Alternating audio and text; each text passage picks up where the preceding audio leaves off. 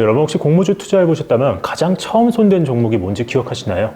저는 지난해 SK바이오팜이 처음이었어요. 처음 투자하다 보니까 마음이 두근두근 했었는데 막상 청약 결과가 나오니까 이게 뭐야? 꼴랑 2주밖에 안 나는 거예요. 아니 돈 1,000만 원은 넘게 넣었는데 고작 2주밖에 안 나온 거예요? 아마 이런 경험 공모주 청약 처음 해본 분들은 누구나 다 있을 거예요. 그런데 SK바이오팜이 상장 첫날 따상을 찍었잖아요. 덕분에 저는 가족과 함께 치킨 한 마리 뜯으면서 문득 이런 생각이 들더라고요. 주식 한 주만 더 나왔으면 진짜. 그리고 우리나라에서 공모주 열풍이 시작된 게 바로 이때쯤이었던 것 같아요. 내 주변 친구도, 주식의 주자도 모르던 우리 엄마 아빠도, 심지어 우리 옆집 강아지도 너나 할 것 없이 공모주에 관심을 갖기 시작한 거죠. 저희 넘버스에서도 그간 상장 기업에 대한 스토리를 종종 다룬 적이 있었어요. 근데 솔직히 말해서 내용이 그렇게 쉽진 않았죠. 그래서 이번 시간엔 공모랑 공모주가 과연 무엇이고 왜 일반인들이 투자하기 좋은지, 그 많은 돈을 넣었는데 왜 주식은 눈꽃만큼밖에 안 나오는지, 그리고 주식을 많이 받기 위해 할 수 있는 방법은 무엇이 있는지를 이야기해 보겠습니다. 자, 올해 3월 쿠팡이 뉴욕증권거래소에 상장했었죠. 저는 이 세레모니를 굉장히 인상 깊게 봤었는데요. 버튼을 누르면 벨이 막 울리면서 이 회사가 공식적으로 상장했다는 걸 알리죠. 그 왼쪽에 성조기와 함께 태극기가 있으니까 왠지 이 회사가 상장하는 데 대한 국뽕이 차오르는 기분?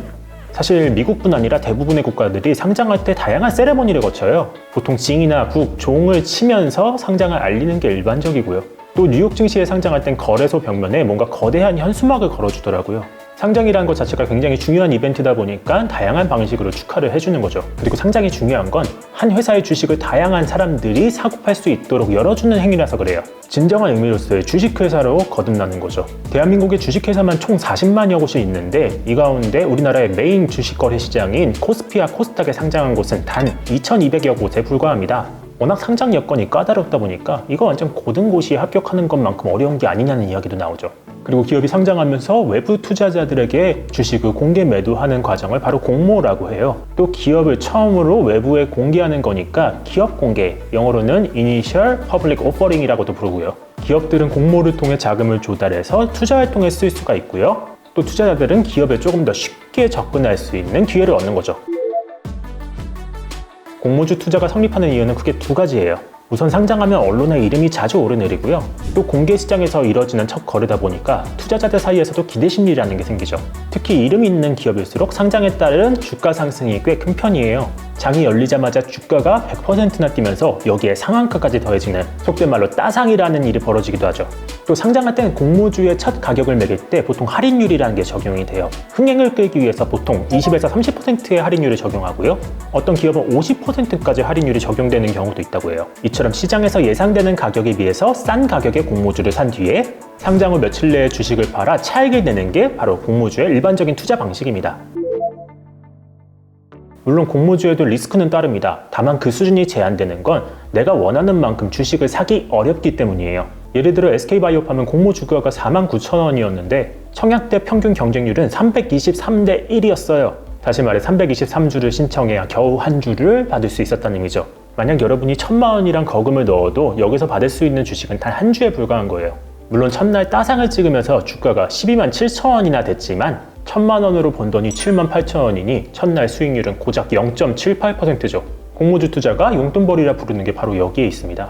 근데 공모주는 손실에 비해서 수익 기대율이 훨씬 높은 투자예요. 상장 당일 처음 공개 시장에 기록되는 시초가는 공모가의 마이너스 10에서 100%까지 적용되고요.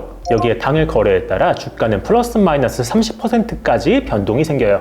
만약 공모가 1만 원의 주식이 상장했다면 가장 낮은 가격은 시초가에 적용되는 마이너스 10%에 당일 주가 변동에 따른 마이너스 30%를 더해 6,300원이 되고요. 대신 시초가가 100% 오르고 당일 주가가 30%의 상한가까지 간다면 최고 올라갈 수 있는 주가는 26,000원이 됩니다.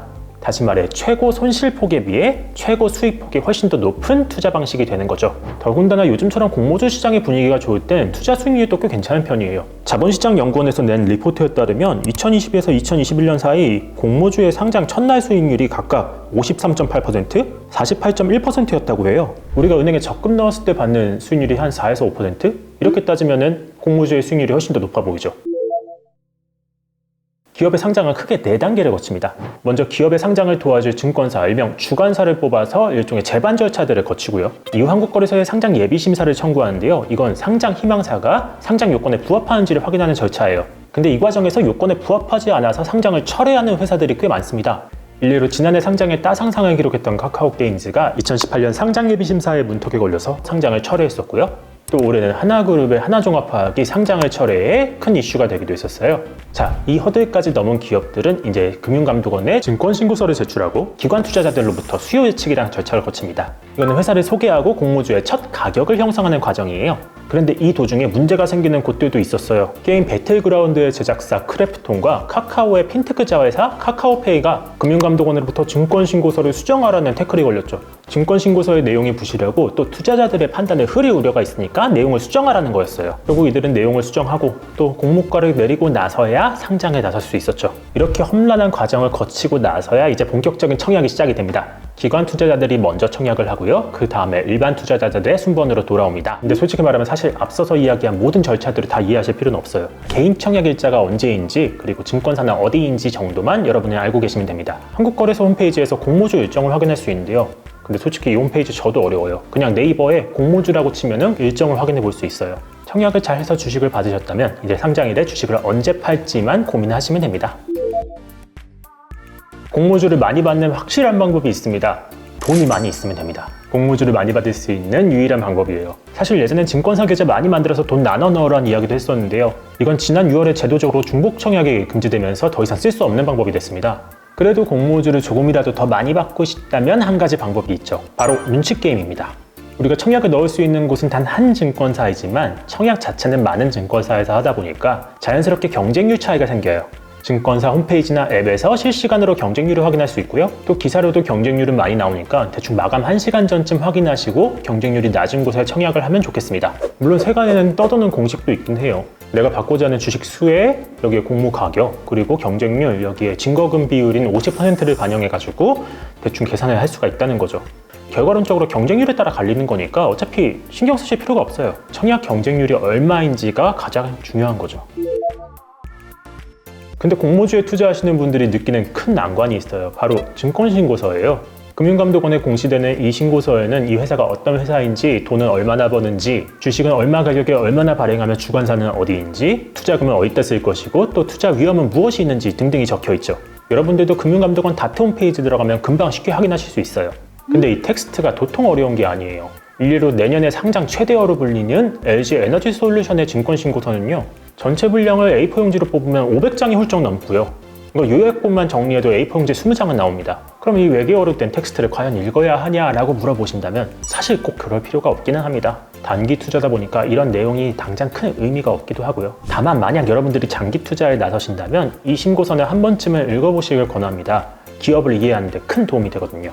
자, 이렇게 공모 줄이니 분들을 위한 공모주 투자 이야기를 해봤어요. 공모주는 통계적으로 단기에 접근했을 때 비교적 안정적인 투자 수단이에요. 물론 시장이 좋지 않을 때 빚을 막 끌어내서 쓴다거나 하는 리스키한 투자는 그렇게 좋지는 않겠죠. 다만 소소한 재테크 수단으로 접근한다면 여러분들의 부를 증식하는데 분명히 적지 않은 도움이 될 겁니다. 저희 넘버스에서도 공모주 이야기를 좀 더 쉽고 재미있게 다뤄보도록 해볼게요. 그럼 감사합니다.